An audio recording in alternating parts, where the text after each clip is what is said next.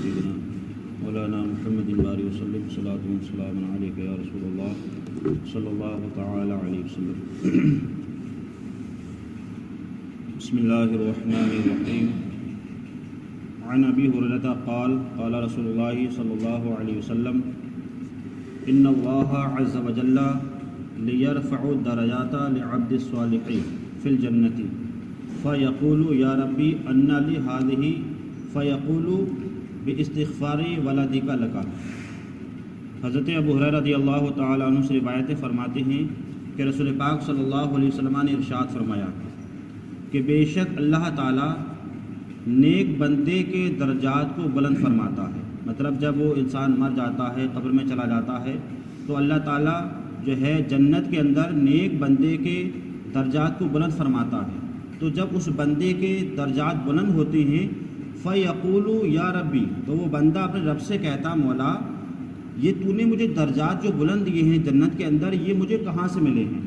مطلب میں نے تو کوئی ایسا کام نہیں کیا، یہ کہاں سے مجھے ملے؟ تو وہ اپنے رب سے پوچھتا ہے مولا یہ کہاں سے ملے؟ تو رب فرماتا ہے انا لی هذه فیقول باستغفار ولدک لک، تو اپنے پیچھے جو اپنی اولاد چھوڑ کر آیا ہے اس نے تیرے لیے استغفار کیا ہے، تو اس کے بدلے میں اللہ تعالیٰ نے تجھے یہ درجات دیے ہیں. تو اس حدیث پاک سے یہ ثابت ہوا کہ ہم مرنے کے بعد ہمارے بچے جو ہمارے لیے بارے میں دعائیں کرتے ہیں، استغفار کرتے ہیں، تو اللہ تعالیٰ اس استغفار کے ذریعے سے ان کے ماں باپ کو بخش بھی دیتا ہے اور جنت سے ان کے درجات بلند بھی فرما دیتا ہے.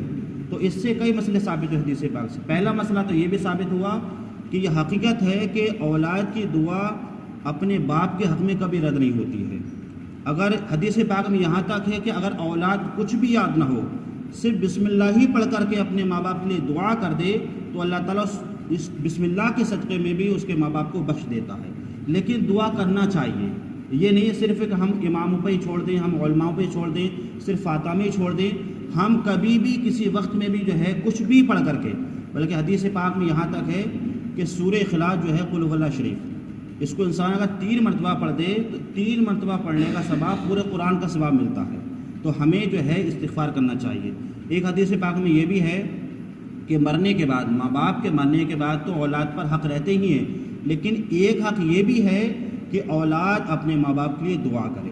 تو آپ دیکھیں اگر اولاد اپنے ماں باپ کے لیے دعا کرتی ہے تو اللہ تعالیٰ بخش بھی دیتا ہے اور اللہ تعالیٰ ان کے درجات کو بلندی فرما دیتا ہے. وعن عبداللہ بن عباس قال قال رسول اللہ صلی اللہ علیہ وسلم مل میتی فی القبر علی کالغریق المتوغث ينتظر دعوت تلحق فی امواب من اب و ام و اخ و صدیق.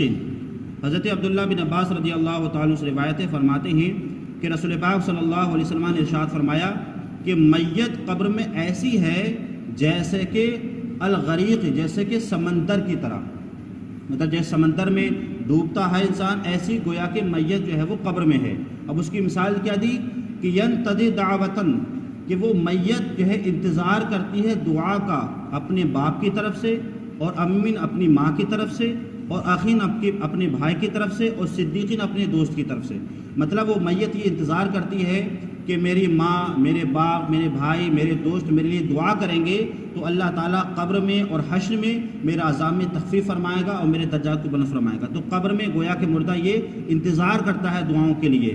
فَإِذَا لَقِيتَهُ كَانَ أَحَبَّ إِلَيَّ مِنَ الدُّنْيَا، تو جب وہ تمام دعائیں اس کو پہنچتی ہیں تو وہ دنیا کی نعمتوں سے اس کو اچھی لگتی ہیں، کیونکہ اب اسے دنیا کی نعمت نہیں چاہیے، اسے صرف دنیا کے لوگوں کی دعائیں چاہیے. وَإِنَّ اللَّهَ تَعَالَى لِيُدْخِلَ عَلَىٰ أَهْلِ الْقَبْرِ مِنْ دُعَاءِ أَهْلِ الْأَرْضِ. تو گویا کہ اللہ تعالیٰ جو ہے وہ قبر والوں کو دعائیں پہنچاتا ہے زمین والوں کی، مطلب جو زمین والے دعائیں کرتے ہیں تو وہ قبر تک پہنچاتا ہے. امثال جبالی، پہاڑوں کے برابر، مطلب جو 2 لوگ دعائیں کرتے ہیں تو پہاڑوں کے برابر اللہ تعالیٰ کو کیا ہے قبر والوں کو ثواب پہنچاتا ہے. وَإِنَّ حَدِّيَةَ الْأَحْيَاءِ إِلَىٰ أَمْوَاتِ الْإِسْتِغْفَارِ لَهُمْ، اور دنیا والوں کا ہدیہ یہ ہے کہ وہ مردوں کے لیے استغفار کریں. ہم دنیا میں ایک دوسرے کو ہدیہ دیتے ہیں، تحفے دیتے ہیں، لیکن مردے کا جو تحفہ ہے وہ کیا ہے؟ دعا ہے. تو اب اہل ایمان پر، اور اس میں کیا کہا گیا؟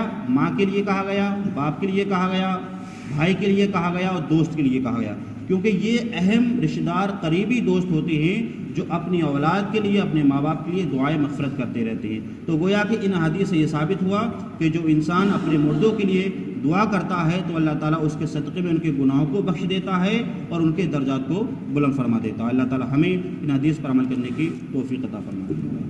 اللہم صلی علی سیدنا